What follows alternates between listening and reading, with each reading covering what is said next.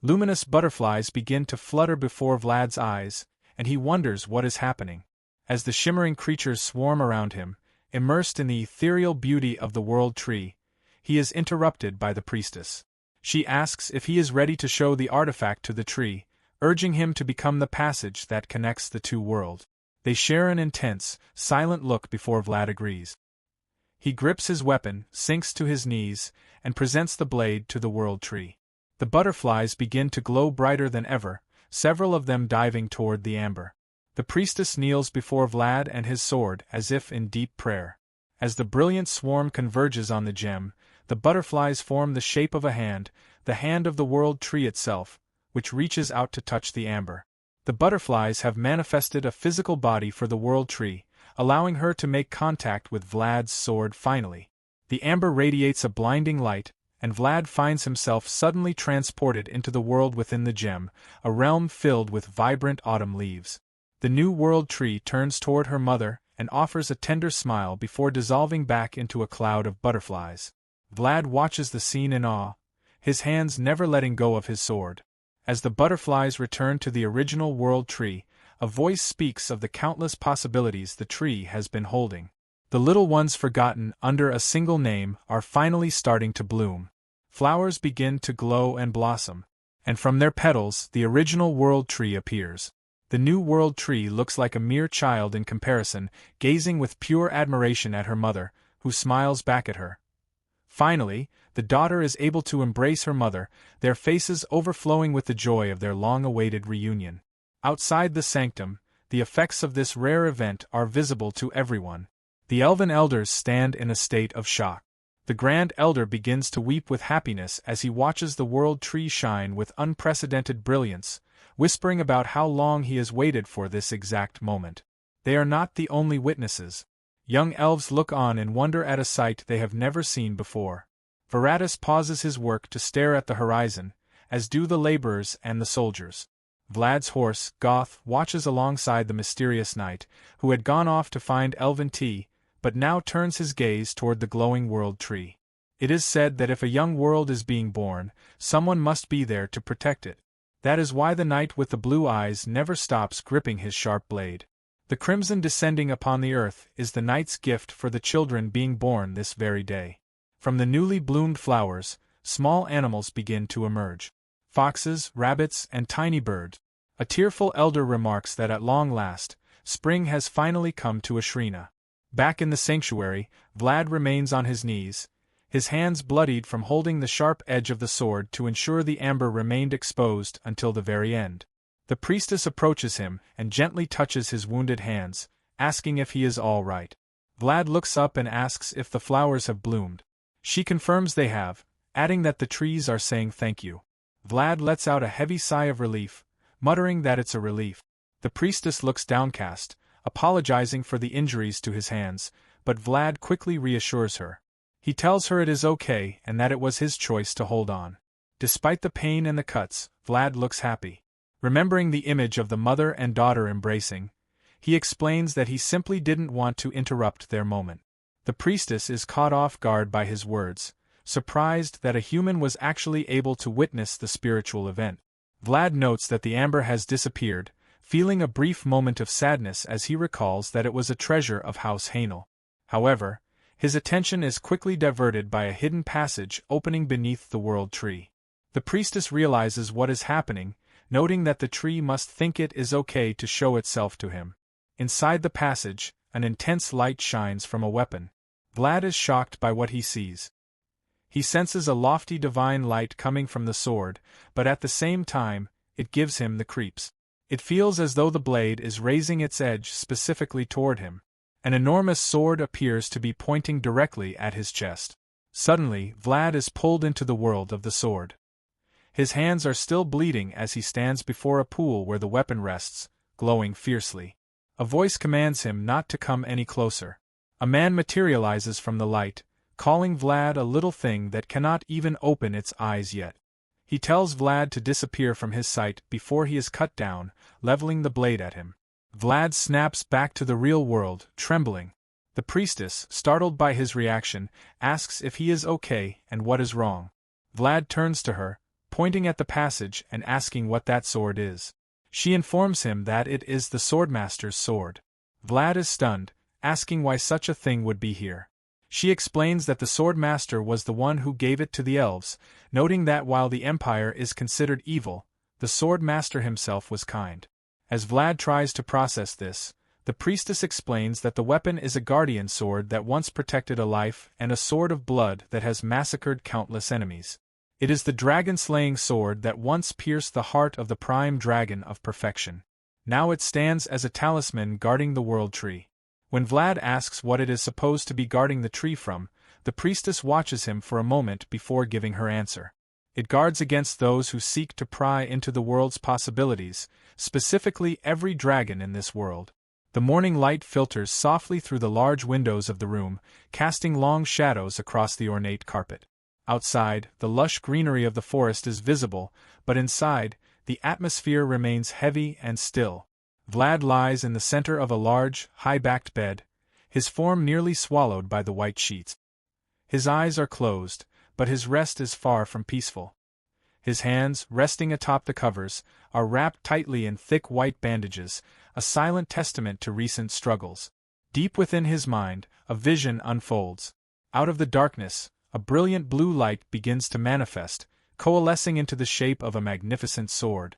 The blade hums with an ethereal power, surrounded by swirling mists of energy that dance like ghosts in the void. A figure appears, shrouded in shadow with long, flowing hair that catches the light. This silhouette, unmistakably elven in stature, grips the hilt of the glowing blade. The intent behind the figure is cold and sharp. Without a word, the shadowy figure raises the sword. The blue light intensifies, blinding in its purity, before the blade descends with terrifying speed. In the dream, Vlad can feel the weight of the hatred behind the strike, a hatred that feels unending and ancient. The sword pierces through, and a sudden, violent spray of dark blood spatters across the vision, staining the blue light. Vlad's eyes snap open. He jolts upright in bed, his chest heaving as he gasps for air. The transition from the nightmare to reality is jarring, leaving him disoriented in the dim light of the room. Sweat beads on his forehead and trickles down his face, his blonde hair damp and matted. He remains frozen for a moment, clutching the sheets, the phantom sensation of the blade still lingering in his chest. He looks down at his bandaged hands, his breath slowly beginning to steady. It wasn't just a dream, the sensation was too vivid, too real. It felt like a warning directed specifically at him, a manifestation of a deep-seated malice that he cannot yet fully comprehend. He wonders why such a feeling is being sent to him, and what it could mean for his future in this place. A voice breaks the silence, calm and grounded. The old knight is sitting by the window, his gaze fixed on Vlad. He wears his familiar ash-colored attire, his white beard and mustache neatly trimmed beneath his hat. He asks Vlad if he was having a nightmare, noting the intensity of his reaction. His eyes then drift toward Vlad's hands, questioning why the bandages are wrapped in such a peculiar, almost clumsy manner. He wonders aloud what kind of person would wrap a wound like that, his tone carrying a hint of dry observation. Vlad remains silent for a moment, letting the knight's words settle before asking about the investigation. The old knight shifts his posture, his expression becoming more serious, and recounts what he discovered during his time in the fields. He explains that the tea plantations were strictly divided. There were specific fields meant for tea that would be sold to humans, and entirely separate sections for the tea the elves intended to consume themselves. At first, it seemed like a simple matter of commercial organization, but the old knight reveals a darker truth. Upon closer inspection, the varieties of tea leaves were subtly, but distinctly different. It wasn't just about quality, it was an intentional choice made from the very beginning. This segregation of crops was born from a deep-rooted malice directed toward humans.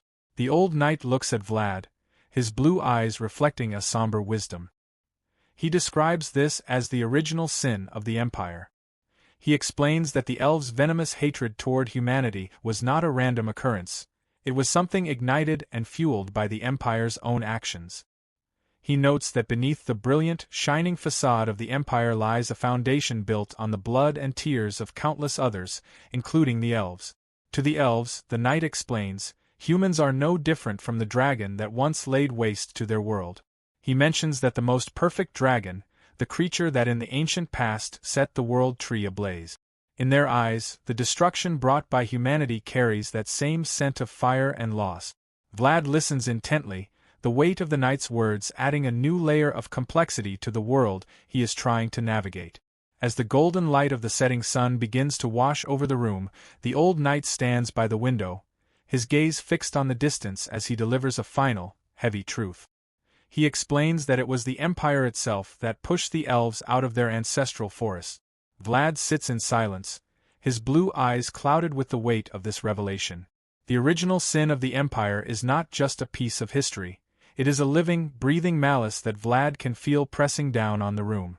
The knight observes that while the Empire may seem brilliant, it is like a setting sun, whereas the world tree is a new life beginning to bloom. He warns that sooner or later, the Empire will have to harvest the seeds of sin it has scattered for so long, whether they are ready to face the consequences or not. The heavy atmosphere is broken as the elf priestess approaches Vlad to tend to his wounds. She leans in close, her long white braided hair falling over her shoulders as she focuses on the task at hand. She begins to struggle with the bandages that were previously applied, her brow furrowing in concentration. She mutters about how tightly they were wrapped, noting that Vlad's fingers had actually begun to change color from a lack of circulation. She asks him to stay still and be patient, her movements delicate as she works to undo the clumsy knots. Vlad looks away, a hint of sheepishness in his expression. The priestess teases him slightly, pointing out that he wouldn't be in this position if he hadn't held his sword the wrong way. Vlad attempts to find an excuse, but she quickly cuts him off with a sharp look from her golden eyes, stating that those who make excuses aren't particularly trustworthy. She admits that this was her first time performing the flowering ceremony healing, which is why she is being so meticulous. As the last of the cloth falls away, Vlad's palms are revealed. The wounds are deep, long, red gashes that cut across the center of his hands, a painful reminder of the price he paid. The priestess gazes at the injuries for a long moment, her voice softening as she remarks that it must have been incredibly painful. Vlad, trying to maintain his composure, simply says it wasn't that bad, though he admits it's embarrassing for a knight to be wounded by his own blade. The priestess smiles gently, telling him he should be proud. These marks are proof that he helped the world tree bloom. She then reaches into a small wooden box and pulls out a delicate glass vial. Inside, a vibrant purple liquid swirls with an inner light, a potent medicine provided by the elders specifically for him. She holds the vial over his open palms, but as she prepares to administer it, a sudden change occurs. Her hands begin to tremble violently, the air around them humming with a sudden, sharp tension. Vlad notices the change instantly, his eyes widening in confusion. Before either of them can react, a massive surge of blue and white energy erupts from the priestess. It looks like jagged bolts of lightning, arcing through the air and surrounding Vlad in a blinding resonance. Within the storm of light, Vlad's consciousness is pulled away. He is met with a terrifying vision, a monstrous, dark face with rows of jagged teeth and a cavernous maw, followed by the appearance of a colossal white dragon. The creature's eyes glow with an ancient, cold blue light as it lets out a silent, soul-shaking roar. This is the presence of the most perfect dragon, a remnant of the power that once burned the world. The energy peaks, and the elf priestess's eyes ignite with a brilliant, divine golden glow, her form radiating an overwhelming power that seems to transcend the room. Outside, the sun has finally vanished, replaced by a pale, solitary moon hanging in the darkened sky, signaling that something ancient and long dormant has finally been awakened. The night sky is vast and cold, but the silence is shattered by a sound that feels older than the forest itself. A colossal, scaled limb strikes the earth, its gray skin covered in thick, jagged spikes that glint menacingly in the dim light. This is Nidth Hog, a creature of nightmare, and its very presence radiates an aura of primal destruction. As it moves, the sound of its movement is like grinding stone, punctuated by roars that tear through the air. Faced with this titan, the elven soldiers stand their ground. They are dressed in light blue and gold armor, their shields held firmly as they form a defensive line. Despite their training, the sheer scale of the beast is overwhelming. The ground beneath their feet trembles with every movement of the monster. Suddenly, the beast strikes. A massive clawed hand sweeps through the air, and in an instant, the front line is decimated. Blood sprays across the clearing, and the once orderly formation is reduced to chaos as armor is crushed and soldiers are tossed aside like dolls. Nidth Hog's eyes are a burning, malevolent red, glowing with a hunger that defies reason. It towers over the trees, its body a mass of indestructible scales and deadly protrusions. One of the soldiers cries out in desperation, calling for varieties. They report the grim reality. Nidth Hog is far larger than any of their projections had suggested. The situation is rapidly spiraling out of control. Varieties steps forward with a grim resolve. He does not flinch as the beast roars. He commands his men to hold their positions, his voice steady amidst the carnage. He knows they cannot win a war of attrition against such a creature. Their only hope lies in the magic circle being prepared by the priests in the rear. He orders the infantry to maintain the front line at all costs, buying the mags the precious seconds they need to complete the ritual. In the center of a protected clearing, several mags kneel around a complex, glowing magic circle. Their hands touch the ground as they channel their energy, the white light of the spell beginning to hum with power. Around them, the battle rages on. The archers, hooded in green, take to the trees, raining arrows down upon the beast. However, the sounds that follow are disheartening, the metallic ting of arrows bouncing harmlessly off Nidth Hog's hide. The archers are stunned, unable to believe that their best shots cannot even scratch the creature's skin. Seeing a momentary opening, the spearmen surged forward. They aim for the creature's neck, the only part that seems even remotely vulnerable. They thrust their spears with all their might, the metal points sparking against the monster's scales. For a second, it seems as though they might have succeeded, but Nidth Hog merely turns its head, its red eye locking onto them. It isn't hurt, it's merely annoying. The beast lets out another earth-shaking roar and swings its massive spiked tail. The force of the blow is catastrophic, shattering shields and sending a fresh wave of blood into the air. The elven soldiers are being pushed to their absolute limit. Varieties watches the slaughter, his expression hardening. He realizes that the greed of the Empire has brought this world to the brink of ruin, and he cannot allow the newly born possibility they are protecting to be extinguished. Varieties raises his bow, his eyes narrowing as a glowing magic circle manifests within his own pupil. A brilliant blue energy begins to gather around his arrow, pulsing with a power that rivals the beast itself. He pulls the string back, his entire form becoming a conduit for the magic.